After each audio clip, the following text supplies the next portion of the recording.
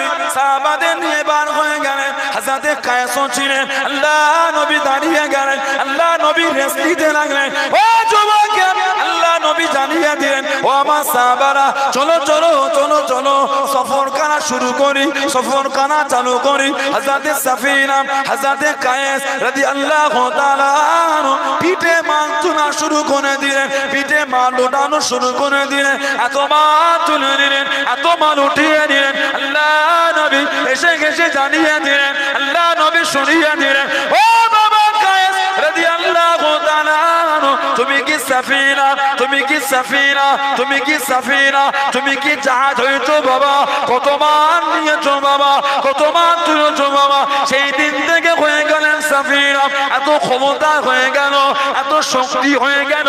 কিতাবের মধ্যে বাবা যায় 7টা উট যত মাল বইতে পারত, 7টা উট যত মাল নিতে পারত, আল্লাহ রাসূলের সাহাবী হযরতে সাফিনা রাদিয়াল্লাহু তাআলা আল্লাহ নবী দুয়ার বন কুদুর সিলাই তত মাল বয়ে দিতেন। জোরে বলুন সুবহান, আর একটু জোরে বলুন সুবহান।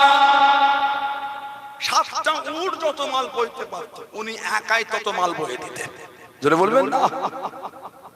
জঙ্গলের পশু সাহাবা চিনেছে, কিছু মানুষ আছে রাসূল চিনল না।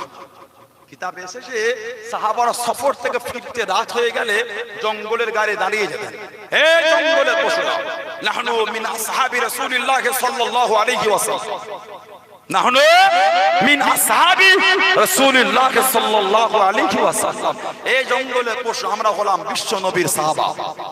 আজকে রাত আমরা এখানে থাকবো, ফখরুজ মিনহা, সুবহানাল্লাহ বলে, ফখরুজ মিনহা, আজকে রাত এখানে থাকবো, তোমরা এখান থেকে বার হয়ে যাও।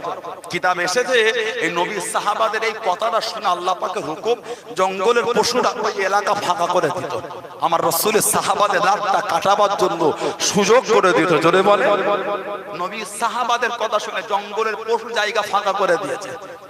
সমাজের কিছু মানুষ তারা আমার রাসূলের আদব বুঝলো না, তারা আমার নবীর আদব জানলো না। যদি আদব জানতো বিয়াদবি করতো না। আদব শিখিয়েছেন আল্লাহ, সুবহানাল্লাহ। কিতাব এসেছে জিবরাইল আলাইহিস সালামকে আল্লাহ মানুষের চেহারা দিয়ে নবীর দরবারে পাঠিয়ে সাহাবাদের নবীর আদব শিখিয়েছে। কিভাবে নবীর কাছে বসবে, হাঁটু মুড়ে আমার নবীর কাছে জিবরাইল বসতেন, মানে উনি দেখাতেন নবীকে আদবটা কিভাবে করতে হয়। জোরে বলে, আর জোরে বলা যাবে না? যেই নবীকে ফেরেশতা পাঠিয়ে আল্লাহ আদব শেখাচ্ছে, সেই নবীর আদবেরা বুঝলো না। যদি বুঝতো বলতো নবীর মুখ থেকে গন্ধ বের হচ্ছে, শোনেন না, নবীর মুখ থেকে গন্ধ বের হচ্ছে, আস্তাগফিরুল্লাহ বলে, জোরে বলে। আপনাদেরও কি ওই বিশ্বাস যে নবীর নূরের বাদান শরীফের পেশানি থেকে মিশক আম্বারে খুশবু আর হতো? সাহাবারা ওই পেশানিগুলোকে ধরে ধরে রেখে দিতেন, যখন কোথায় যেতে নিজের শরীরে মেখে যেতে আল্লাহ পাকের হুকুম শরীর থেকে মিশক আম্বারে খুশবু পাওয়া যেত। জোরে বলে, বলেন আলহামদুলিল্লাহ। যে নবীর পিচ্ছা মোবারক, পায়খানা মোবারক থেকে খুশবু বার হতো। নবী যেখানে কাজায় হাদা সারতেন জমিনটা ফেটে যেত, নিচে ওই কাজায় হাজার চলে গিয়ে জমিন আবার লেগে যেত। কিতাব এসেছে ওই জায়গা থেকে 40 দিন পর্যন্ত খুশবু বার হতো। আলহামদুলিল্লাহ বললেন না? আমাদের এই সুবর্ণপুর, তাই তো সুবর্ণপুর বলে, এই রাস্তাতে সারাদিন কতজন গিয়েছে আপনারা বলতে পারবেন? কত হুজুর, কত আলেম, কত ইমাম, কত মৌলভী সাহেব, কত মুফতি সাহেব, কত ধনী, কত গরিব, কত নেতা ক্যাটা, বলা দেখে ভুলে যাচ্ছে।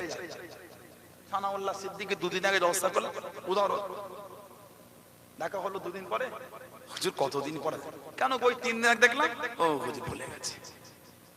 মানুষ দেখা করে ভুলে যায়, ঠিক বলছি না? সকালে উঠে দেখা হলো কোন লোকের সাথে, সন্ধ্যাবেলা পুকুরারি সুবর্ণপুরে মোর মাথায় চা খাচ্ছেন, কিরে কোথা থাকিস তুই, কতদিন তোকে দেখে, সকালে দেখা হলো, ভুলে গেছে। আমাদের জীবনে হয় না?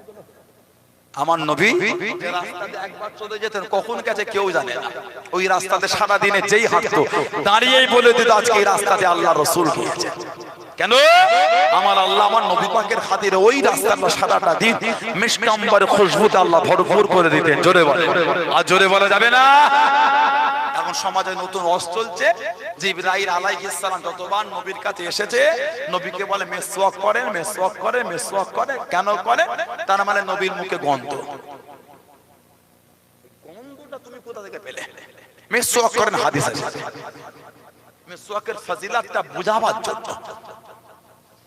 ওযুর সময় নামাজের আগে মেসওয়াক করার গুরুত্ব আল্লাহ রাসূল বলেছেন, যে ব্যক্তি মেসওয়াক করে নামাজে দাঁড়ায় আল্লাহর ফেরেশতারা ওই মুখের সামনে এসে হাঁ করে থাকে। মেসওয়াক যারা করে কুরআন শরীফ যখন পড়ে ফেরেশতারা হাঁ করে ওই নামাজি বান্দাদের মুখের খুশবুটা ফেরেশতারা শুঁকতে থাকে। জোরে বলে মেসওয়াকের গুরুত্ব কিতাব খুলে পড়ে। নবীর দরবারে জিবরাইল যতবার এসে আলাইহিস সালাম নবীকে বলেছে মেসওয়াক করে, মেসওয়াক করে, মেসওয়াক করেন। কেন? না নবীর মুখে গন্ধ। এই নবীর মুখে গন্ধ এটা কোন হাদিসে লেখা আছে? কিছু বুঝতে পারেন? মেসওয়াক করেন বলেছে হাবিব আল্লাহর নবী, আপনি মেসওয়াক করেন 100 ঠিকই বলছেন। কিন্তু পরেরটা যে বললেন মেসওয়াক করেন কেন? নবীর মুখে গন্ধ। এই গন্ধটা কে বলেছে আপনাকে? এটা কোন হাদিসে লেখা আছে দেখাতে হবে। কিন্তু বুঝতে পারছেন? এইটা আপনাকে বলা অধিকার কে দিয়েছে?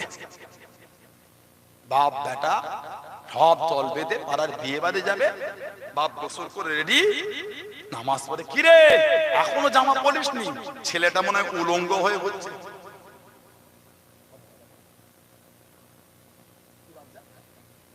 বাপ ছেলেটাকে রাগ করে বলে, কি রে এখনো জামা পরলি না?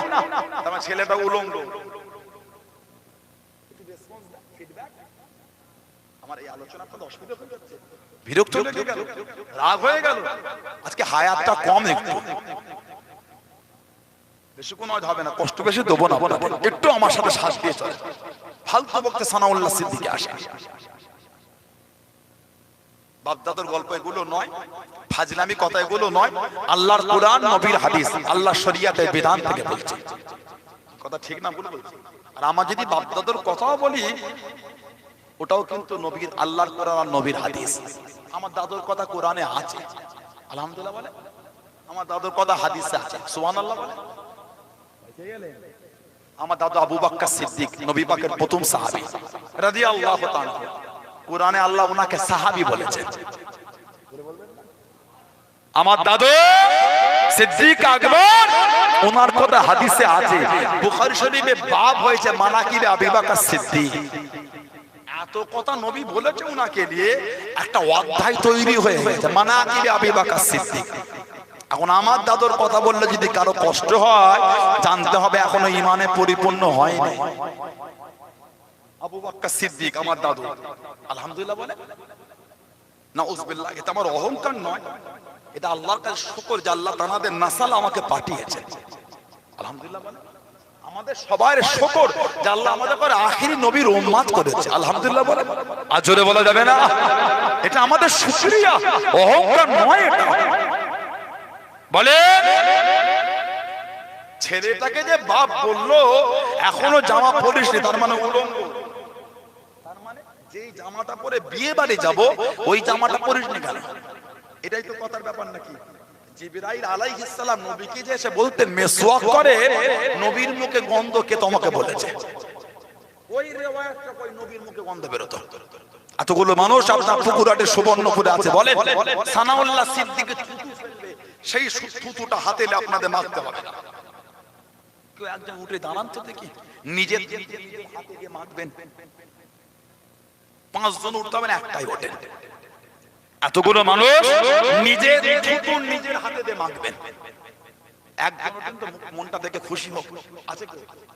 শুনে গা ঘিন ঘিন করছে, কথা বলে না। নিজের থুতু নিজে মাখবেন। কেউ আছেন? হুদায়বিয়া সন্ধিরা করে দেখে দেখে 6ষ্ঠ হিজরি আল্লাহ নবী সাহাবাদের ওয়াজ করেন। ও যুবকেরা, আল্লাহ নবী নববী শরীফে বসে গেলেন, আল্লাহ নবী সাহাবাদের নিয়ে বয়ান করেন, আল্লাহ নবী জানিয়ে দিলেন, আল্লাহ নবী শুনিয়ে দিলেন, ও বাবা সাহাবা, আমি নবী গতকাল স্বপ্নের মধ্যে দেখতে পেলাম, খবের মধ্যে দেখতে পেলাম আমি নবী জানো আল্লাহ পাকের কাবা শরীফটাকে তওয়াফ করি।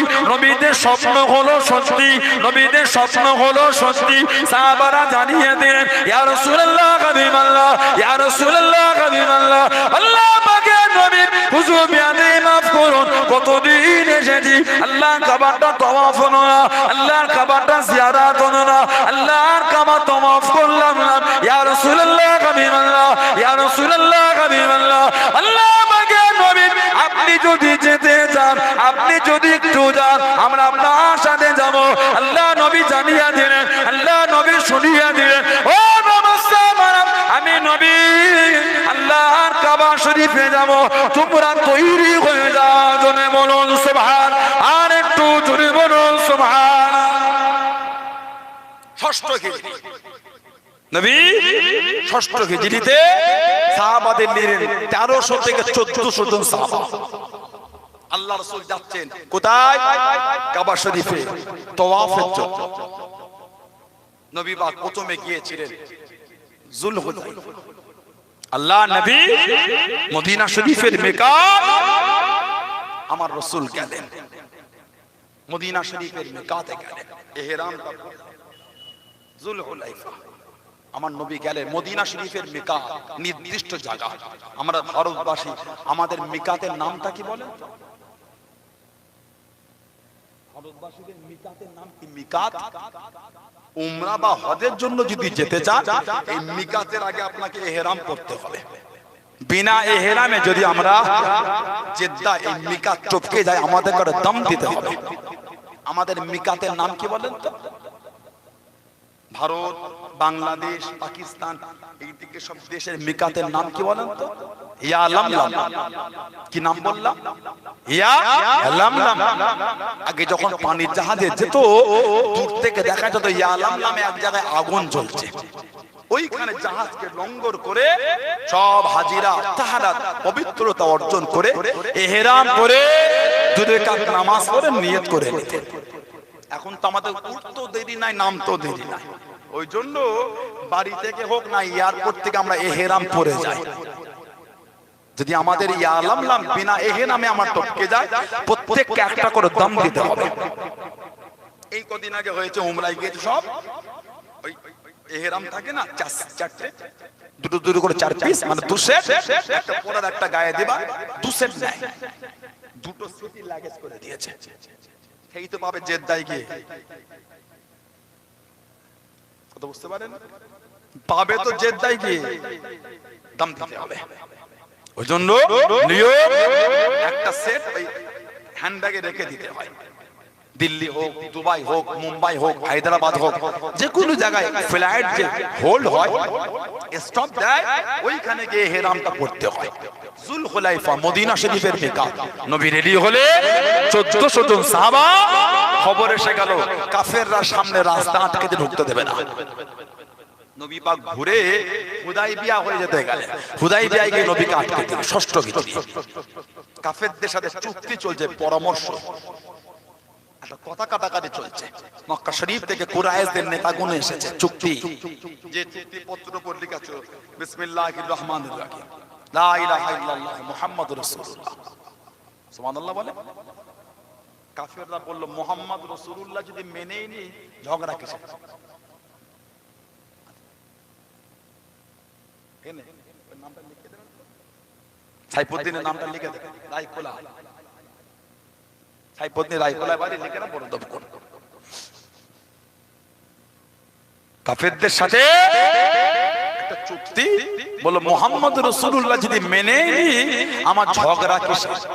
সাল্লাল্লাহু আলাইহি ওয়াসাল্লাম। তাহলে এই মুহাম্মদ রাসূলুল্লাহটা কাটতে হবে। নবী পাক হযরত আলীকে বলে, আলী রাদিয়াল্লাহু আনহু, তুমি আমার নামের এই নামের সাথে রাসূলুল্লাহটা কেটে দাও। বলে হুজুর এই বিয়াদবি আমি করতে পারবো না। আর একজন সাহাবীকে নবী বললেন, নবী পাক নিজে হাতে নিয়ে ওটা কেটে দিয়ে লিখলেন মুহাম্মদ ইবনে আব্দুল্লাহ সাল্লাল্লাহু আলাইহি ওয়াসাল্লাম। কাফেরদের সাথে চুক্তি হলো, যেটাকে বলা হয় সুলে হুদাইবিয়া। ইসলামী হিস্ট্রিতে আপনি পাবেন, মাধ্যমিকে আসে। হুদাইবিয়ার সন্ধি বা হুদাইবিয়ার চুক্তি সুলে হুদাইবিয়া বলা হয়। ইসলামী হিস্টোরিতে এটা আছে। মক্কার কাফের কোন মক্কা শরীফে ফিরে গিয়ে বলেছিল এত বড় বড় রাজা বাদশা দরবার দেখেছি, এই মোহাম্মত দেখিনি কেন? হযরত মুহাম্মদ সাল্লাল্লাহু আলাইহি সাল্লাম যখন থুতুটা ফেলছে, তারা সাহাবারা সব হাত পেতে হাতে নিয়ে কানাকারি করে সব শরীরে মাখা শুরু করে দিচ্ছে। জোরে বলে, আর জোরে বলা যাবে না? এবার বলে নাউজুবিল্লাহ, নবীর মুখে যদি গন্ধই থাকতো, নবী পাকের থুতু শরীফটা সাহাবারা মাখতেন, সাহাবারা কানাকারি করে মাখতেন। ষষ্ঠ হিজরি সুলে হুদাইবিয়াটা খুলে পড়েন, আপনি গুগলে লিখবেন সুলে হুদাইবিয়া পড়বে। এখন শুরু হয়েছে নবীর মুখে গন্ধ। নাউজুবিল্লাহ বলেন। এরা যদি নবীর আদবটা জানতো, আল্লাহ শিখিয়েছে।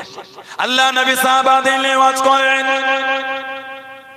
ও যুবকেরা, আল্লাহ নবী সাহাবাদের নিয়ে বয়ান করেন, আল্লাহ নবী সাহাবাদের নিয়ে ওয়াজ করেন। আল্লাহ নবী সাহাবারা ওয়াজটা বুঝতে পারে না, আল্লাহ নবী বয়ানটা বুঝতে পারে না। আল্লাহ নবীকে জানিয়ে দিলেন, আল্লাহ নবীকে শুনিয়ে দিলেন, রাইনা ইয়া রাসূলুল্লাহ, রাইনা ইয়া রাসূলুল্লাহ, ইয়া রাসূলুল্লাহ হাবিবাল্লাহ, ইয়া রাসূলুল্লাহ হাবিবাল্লাহ।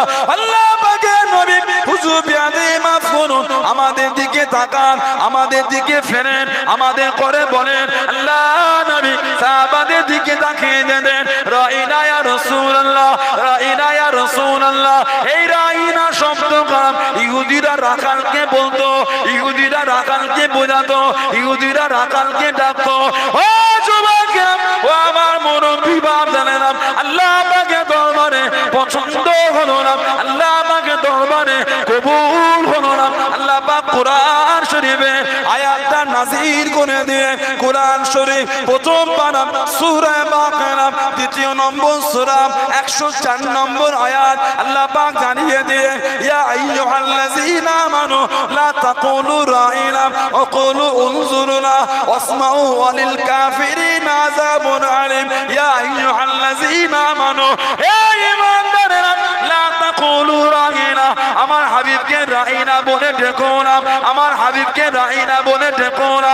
ও রাব্বি আল্লাহ, নবীকে কি বলে ডাকবো, নবীকে কি বলে ডাকবো? আল্লাহ পাক শিখিয়ে দিলেন, ওকুলু উনজুরনা, আমার হাবিবকে গিয়ে জানিয়ে দাও, আমার হাবিবকে গিয়ে শুনিয়ে দাও, ইয়া রাসূলুল্লাহ হাবিবাল্লাহ, ইয়া রাসূলুল্লাহ হাবিবাল্লাহ। আল্লাহ পাকের নবী আমাদের দিকে একটু তাকান, জোরে বলুন সুবহানাল্লাহ, আর একটু জোরে বলুন সুবহানাল্লাহ। রে আইন নূর, সাহাবারা ডাকতেন, হুজুর আমাদের দিকে ফেরে খোলেন। সূরা বাকারার 104 নম্বর আয়াতে শানে নজুলটা খোলেন, আপনি বোঝেন কাকে বলে? নাউজুবিল্লাহ, আমি আপনাদের বলিনি, আস্তাগফিরুল্লাহ, নিজের ইলমেরও গরম থাকে। নাউজুবিল্লাহ, হাওলা ওয়ালা কুওয়াতা ইল্লা বিল্লাহ। আল্লাহি বিল্লাহি তাআলাহি, আমার আল্লাহ আমার মনের খবর জানে। আমি ইলমের গরম থাকে। আমার বলার উদ্দেশ্য, এত স্বল্প জ্ঞান নিয়ে ওঠো কেন? নবীর আদব বোঝো না? নবীর আদব জানো না? ইয়া আইয়ুহাল্লাযীনা আমানু, হে ঈমানদারেরা, লা তাকুলু রাইনা, খবরদার আমার নবীকে গিয়ে কেউ রাইনা বলে ডাকবে না। শেখাচ্ছেন আল্লাহ, তোমরা গিয়ে বলবে ওকুলু উনজুরনা, সুবহানাল্লাহ বলে, ইয়া রাসূলুল্লাহ, এটা আমাদের দিকে ফেরে। ওসমাউ, জেনে রাখো, ওয়ালিল কাফিরিনা আযাবুন আলীম, কাফেরদের জন্য আছে কঠিন কঠিনতম শাস্তি, আযাব। বলুন নাউযুবিল্লাহ, জোরে বলেন নাউযুবিল্লাহ।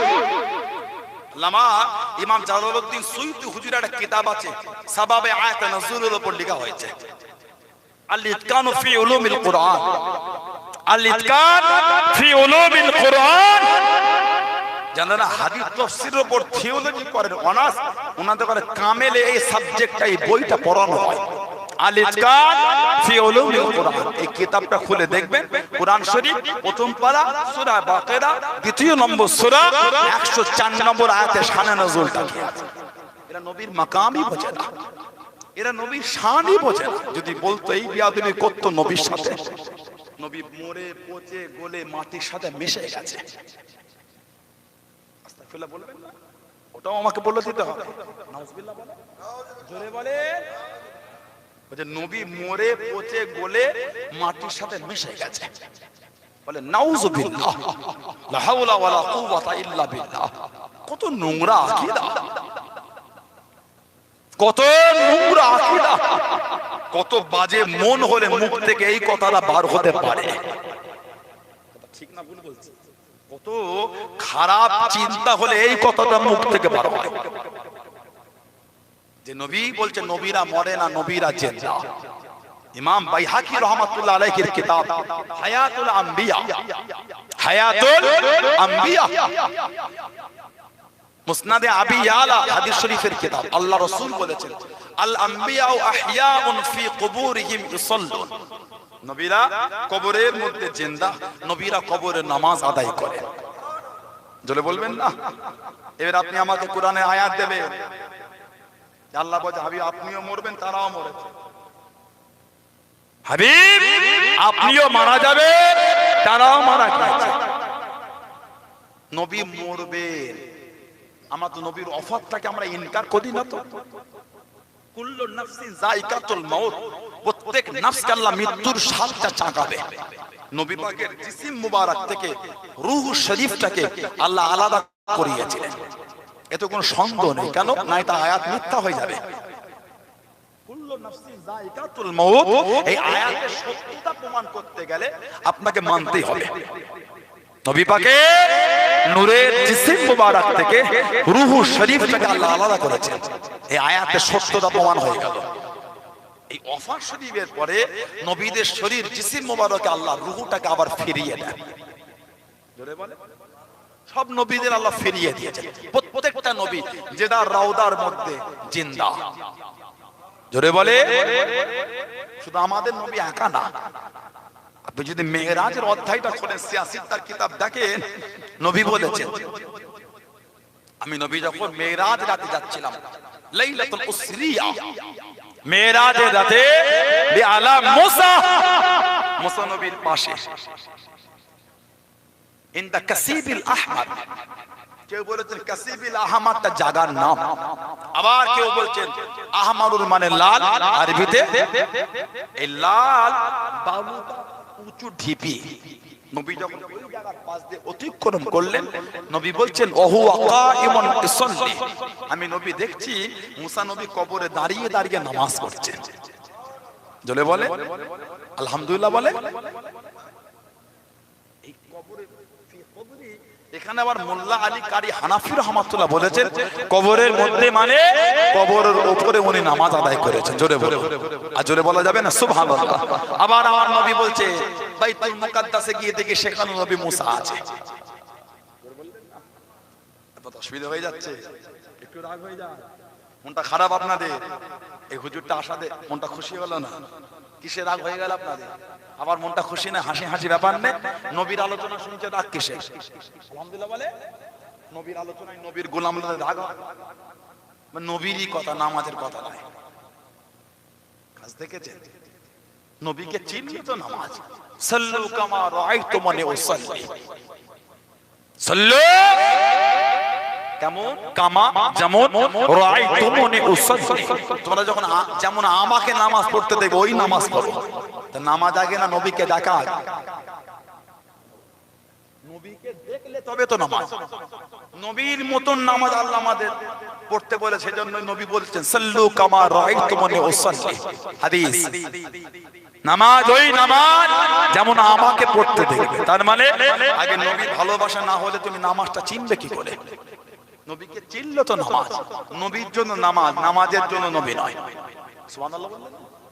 আমার নবীর জন্য নামাজ, নামাজের জন্য নবী নয়।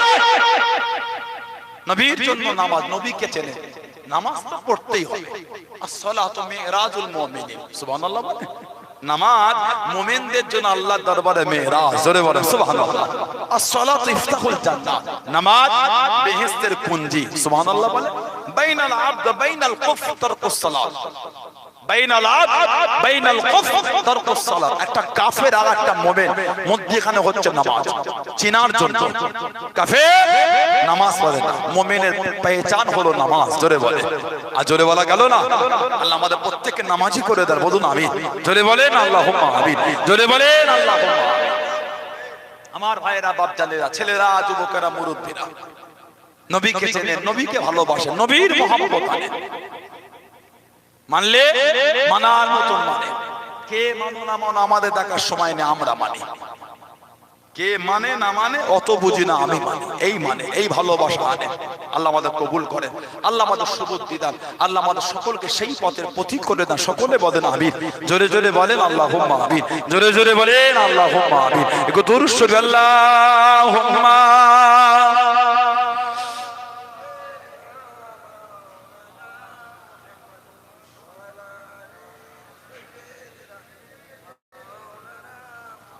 اللهم صل على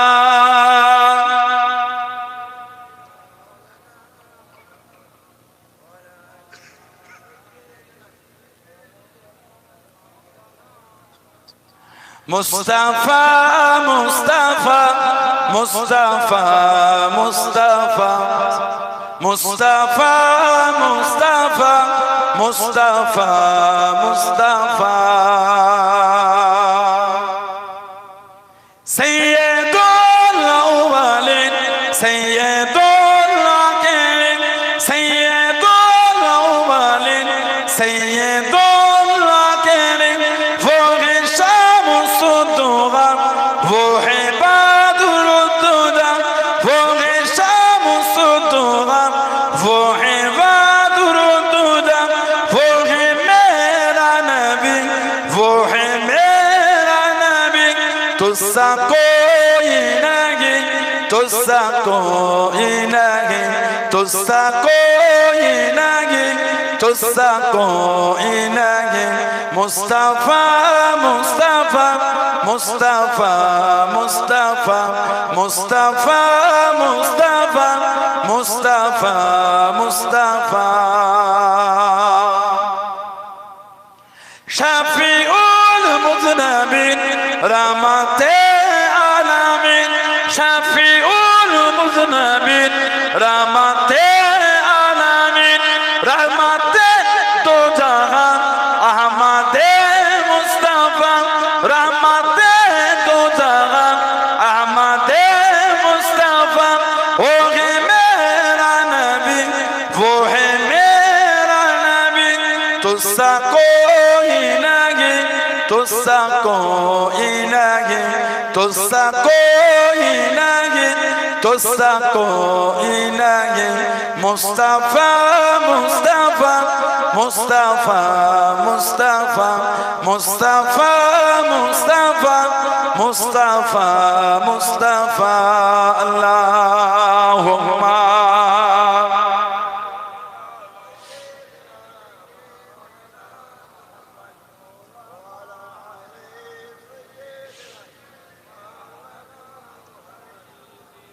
আমার ভাইরা, বাপজানেরা, ছেলেরা, যুবকেরা, মুরব্বীরা, মায়েরা, বোনেরা, মেয়েরা, মহিলারা, মুক্তাসার করলাম। আল্লাহ পাক আবারও যদি কোনোদিন তৌফিক দেন, আল্লাহ পাক যদি আবারও কোনোদিন কবুল করে দেখা হয়, মহব্বত, ভালোবাসা, সম্পর্কটা মানার মতন লাগবে।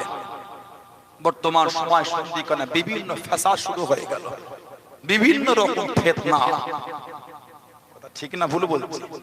বর্তমানে বিভিন্ন ফিতনা। আমাদের বাড়ির ছেলেগুলো সব আমাদেরই ভাই, ওরা আমাদেরই ছেলে। ইউটিউব ঘেটে ঘেটে ফেসবুক ঘেটে ঘেটে ভিডিও, বিভিন্ন জায়গার সব বক্তাদের ভিডিওগুলো দেখে দেখে সমাজ একটা যেন অশান্তির বাতাবরণ তৈরি হয়ে গেল। নিজেরাই ফতোয়া দেওয়া শুরু করতে হচ্ছে।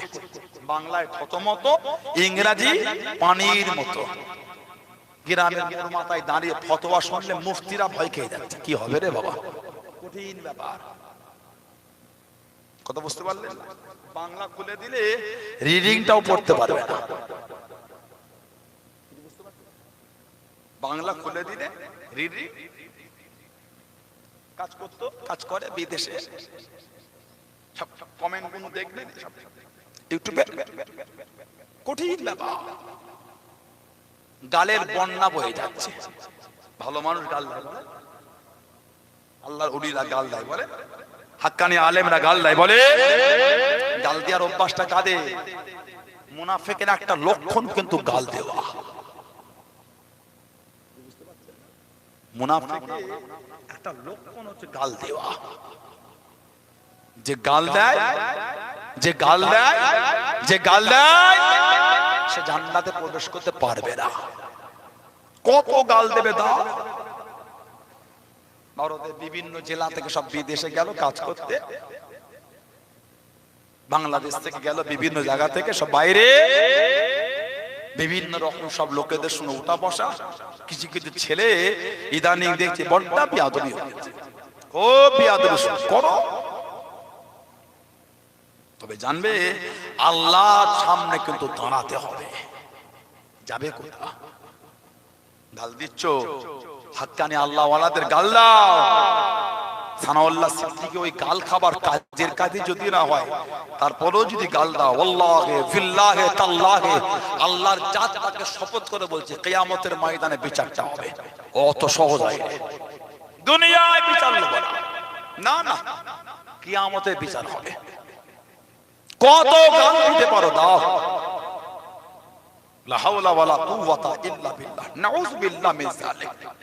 এটা ফোন কিনে ফেললো ৫,০০০ ৭,০০০ ১০,০০০ টাকা দিয়ে একটা মাল্টিমিডিয়া ফোন, একটু ইন্টারনেটে রিচার্জ করে ফেললো, ব্যাস। গাল দিতে তো পয়সা খরচা হয় না, গাল দিতে তো কষ্টও হয় না, ৩টে কমেন্ট লিখে পোস্ট করে দিল, দাও দাও। কত গাল দেবে দাও। তবে জানবে আবু জেহেল আমার নবীকে গাল দিত, আবু লাহাব নবীকে গাল দিত, উতবা সাইবা নবীকে গাল দিত, আবু বকর সিদ্দিকও দিতেন না। আবু বকর সিদ্দিকের জান মালটা আমার রাসূলের কদমের জন্য হাজির ছিল। জোরে বলে, আর জোরে বলা যাবে না? ওমর ফারুকের জান মাল নবীর কদমে হাজির, উসমানে গনির জান মাল রাসূলের কদমে, শেরে খোদা হায়দার কাররাত রাদিয়াল্লাহু তাআলা আনহুমা তানাদের জান মাল আমার রাসূলের কদমে হাজির ছিল। জোরে বলে, আবু জেহেল ওর জান মাল আমার নবীর কদমে হাজির ছিল, গাল দিত গাল। তা তাদের ভালোবাসার লোক হলে গাল দেবে না? মাঝে মাঝে মনে হয়, সমাজে কিছু লোককে দেখে মনে হয় যদি আবু জেহেল রাদিয়াল্লাহু বলা যেত, ওদের মনটা মানে খুশি হতো। আবু জেহেল রাদিয়াল্লাহু যদি বলার কোনো লাইন থাকতো, ওদের মনটা একটু খুশি। আস্তাগফিরুল্লাহ বলে। মুহররম মাস এলে আমাদের সমাজে কিছু পাওয়া যায়, এজিদ রাদিয়াল্লাহ, এজিদ রাদিয়াল্লাহ, বাহ, এজিদের জন্য ভালোই টান আছে। আমরা দোয়া করি যেন কিয়ামতে তোমরা এজিদের কাতারে ওঠো, দোয়াটা করি। আমরা এজিদের কাতারে দাঁড়াবার লোক নয়, আমরা ইমাম হাসান হুসাইনের কাতারে দাঁড়াবো, বলো ইনশাআল্লাহ, বলেন আল্লাহুম্মা আমিন। আমরা আহলে বাইতের কাতারে দাঁড়াবো, আমরা সাহাবাদের কাতারে দাঁড়াবো, আমরা নবীর কাতারে মিলে যাব। জোরে বলে, আর জোরে বলা যাবে না? এজিদের জন্য তো টান কিসে? মদিনা শরীফের একটা গাছের পাতা ছিঁড়লে নবী বলছে আমাকে কষ্ট দেওয়া হয়। হাদিস শরীফে এসেছে যে মদিনা শরীফে একটা গাছের পাতা ছিল, সে আমি নবী আমাকে কষ্ট দিল। যে ইমাম হাসান, যে ইমাম হুসাইন রাদিয়াল্লাহু আনহুমা শরীরের এমন কোন জায়গা নেই আমার রাসূল নূরের ঠোঁট লাগিয়ে চুমা খায় না। তাদের শহীদ যারা করলো তাদের উপর মনে আমার নবী খুশি। কথা বলছেন না কেন? নবী খুশি। কত দালালি করতে পারো করো, এজিদের আব্দুল্লাহ ইবনে জিয়াদের শিমারে করো, সেদিন বুঝে যাবে কোন কাতারটা কোন দিকে যায়। আমাদের জান, আমাদের মাল আগো নবীর আহলে বায়াতের কদমে কুরবান ছিল, সাহাবাদের কদমে কুরবান ছিল, আজও আছে, ইনশাআল্লাহ মরণ পর্যন্ত থাকবে। জোরে বলে, আর জোরে বলবেন না? আর জোরে বলা যাবে না? রাদিয়াল্লাহু তাআলা। আমার ভাইরা, বাপজানেরা, ছেলেরা, যুবকেরা, ঈমানে মজবুত হয়। কার 3টে ভিডিও শুনে নবীকে গাল দিলেন আপনি?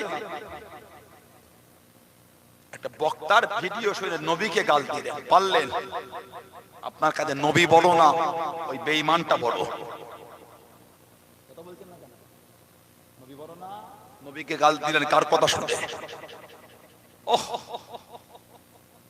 নবী কিয়ামতে মিজানের দাঁড়িয়ে পাল্লার কাছে ফ্যাল ফ্যাল করে দেখবে, আমার নবী। গুনার পাল্লা ভারী হচ্ছে, সওয়াবের পাল্লা ভারী। গুনার পাল্লা ভারী না, সওয়াবের পাল্লা ভারী। নাউজুবিল্লাহ বলে। কি সুন্দর মজবুত ঈমান বলে। যে বললো এই কথাটা তার ঈমানটা খুব মজবুত বলে। কিয়ামতে নবী মিজানের দাঁড়িয়ে পাল্লার সামনে দাঁড়িয়ে নবী চিন্তা, আমাদের নবী জান্নাতে যাব না জাহান্নামে। মিজানের পাল্লা গুনার ভারী না সওয়াবের ভারী? নবীর গুনাহ আছে, নবীর গুনাহ বলা অনেক দূরের কথা, মনে ভাবাটাই হচ্ছে কুফরি।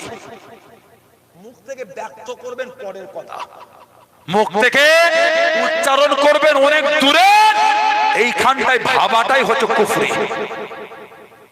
এখন বলা শুরু হয়ে গেছে। নবী কিয়ামতে মিজানের দাড়ি পাল্লার কাছে ফ্যাল ফ্যাল করে তাকিয়ে থাকবে, গুনার ভারী হচ্ছে সওয়াবের ভারী। নাউজুবিল্লাহ বলে। কার কথা শুনে নবীকে সাথে বিয়াদবি করলেন? নবীর সাথে। জানবে বিয়াদবি করছেন করে, নাসিতু কামা নাসিতা, নাসিতু কামা নাসিতা। নবী যদি কিয়ামতে একবার বলেছেন নাসিতু, আমি নবী তোমায় ভুলে গেলাম, কামা নাসিতা, তুমি যেমন আমাকে ভুলেছিলে। সেদিন কোন নবীর কাতারে দাঁড়াবে? দুনিয়া থেকে কাতারটা ঠিক করেছে ও। আল্লাহ পাক এই ফিতনা থেকে আমাদের হেফাজত করে, বলুন আমিন। জোরে বলেন আল্লাহুম্মা আমিন। আল্লাহ আমাদের সকলকে আল্লাহ শরীয়তের বিধানে কায়েম রাখেন, বলেন আমিন। জোরে বলেন আল্লাহুম্মা। মুক্তাসার করলাম, আল্লাহ পাক আবার কোনদিন তৌফিক দিলে, আল্লাহ পাক আবার কোনদিন কবুল করে দেখা হবে। এই যে আজকে সুন্দর মাহফিলটা আল্লাহ করিয়ে নিলেন পুকুরের সুবর্ণপুরে, এই মাহফিলটা আপনারা খুশি না বেজার? অল্প না বেশি? আগামী বছর রাখবেন না বন্ধ করবেন? বলেন ইনশাআল্লাহ, বলেন আল্লাহুম্মা আমিন। জোরে বলেন আল্লাহুম্মা আমিন। সামান্য সময় বলবো, বেশি লম্বা নয়। এতগুলো ভাই আছেন, যুবকেরা আছে, ব্যবসায়ীরা আছেন, কার বাপ আছে মা নাই, কার মা আছে বাপ নাই, কার দুটোই নাই। আস্তাগফিরুল্লাহ, কবরের মধ্যে শুয়ে এতিমের মতন পড়ে পড়ে কাঁদতেছে। কি কার ব্যবসায় বরকত নাই, সংসারে বালা মুসিবত কাটে না, রোগ বিমা সারে না। সেই নিয়েতে আগামী বছর মাহফিলের জন্য 1000 টাকাটা কেটে দেন। ধনী মানুষ, অর্থশালী মানুষ একটু বেশি করে 2000 টাকা দেন। বলে আগামী বছরে 1000 টাকা কে দেবে? এতগুলো ভাই বাপদান যুবকদের মধ্যে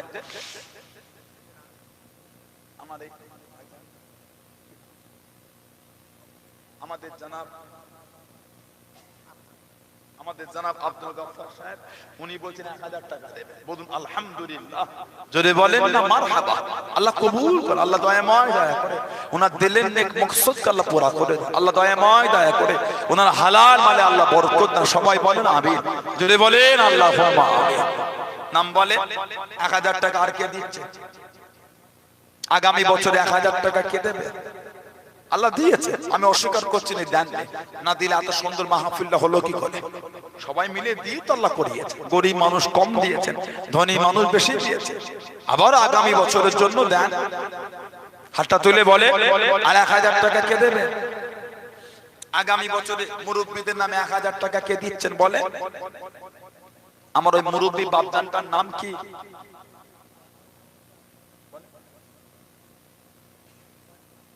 জানাব বাপজান হুমায়ুন কবির, আমার বাপজান, উনিও বলছেন 1000 টাকা দেবেন। বলুন আলহামদুলিল্লাহ। জোরে বলেন না মারহাবা। আল্লাহ কবুল করেন, আল্লাহ আমার বাপজানের শরীরটা সুস্থ করেন, হায়াত দারাজ করে দেন। সকলে বলেন। নাম বলে 1000 টাকা আর কে দিচ্ছে? এতগুলো যুবক ছেলে বসে আছে, মনটা বড় করে হাত তোলে। আগামী বছরে 1000 টাকা আর কে দেবে?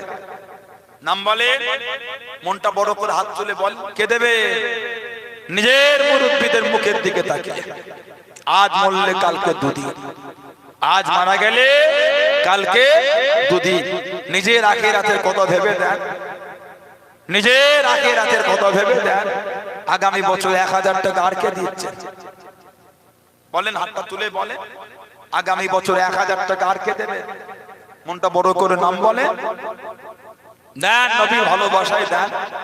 কি ধনী মানুষ যদি বেশি করে 2000 টাকা দেন, হাত তোলো, মনটা বড় করে হাতটা তোলে। 1000 টাকা আর কে দিচ্ছে? আগামী বছর 1000 টাকা আর কে দেবে?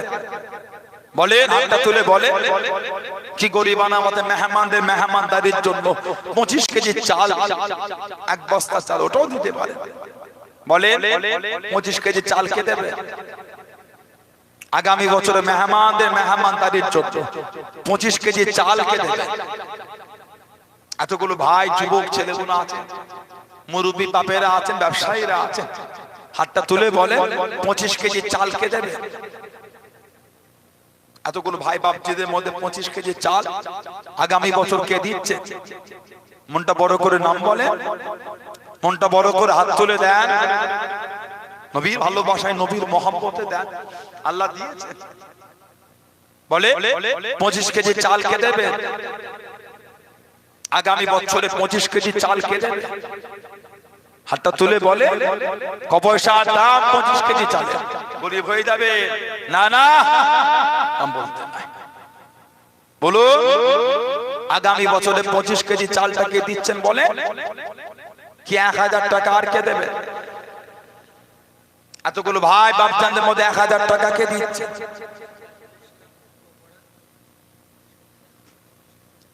সিরাজুল ইসলাম সাহেব, পুকুরাটি পূর্বপাড়ায় বাড়ি, পুকুরাটি সুবর্ণপুর পূর্বপাড়ায় বাড়ি। উনি বলছে 25 কেজি চাল দেবে। বলুন আলহামদুলিল্লাহ, জোরে বলেন না আলহামদুলিল্লাহ। আল্লাহ কবুল করে, আল্লাহ দয়াময় দয়া করে ওই বাড়িতে আল্লাহ রহমত বরকত নাজির করে দেন। সবাই বলেন আমিন, জোরে জোরে বলেন না আল্লাহুম্মা আমিন। আর নাম বলে আর 25 কেজি চাল কে দেবে? আগামী বছরে 25 কেজি চাল আর কে দেবে? হাতটা তুলে বলে, মনটা বড় করে দেন। এতগুলো যুবক আছেন এখানে, এতগুলো ছেলে বসে আছে, না দিলে কি করে হবে বলে মাহফিলটা? এত বড় মাহফিল এই ভাইগুলো চালাবে কি করে? বলেন হাত তুলে বলে কে দেবেন আগামী বছরে 25 কেজি চাল? বলুন মনটা বড় করে। এতগুলো যুবকের মধ্যে 25 কেজি চাল কে দেবে? 2-3টে বন্ধু চায়ের দোকানে গেলে এখন 100 টাকা বিল হয়। যা ভাবছেন তা নয়, যা ভাবে তা নয়। সেদিন আর নেই। 1000 টাকায় 10 লিটার পেট্রোলও হবে না। বর্তমানে 1000 টাকায় 10 লিটার পেট্রোল ওটাও হবে না। বলে 25 কেজি চাল কে দিচ্ছেন? কি 1000 টাকা কে দেবে? পুকুরাটের সুবর্ণপুরে এতগুলো ভাই বাপজি যুবকদের মধ্যে, ব্যবসায়ীদের মধ্যে, কি পর্দার আড়ালে মায়েরা, বোনেরা, মেয়েরা, মহিলারা আছেন।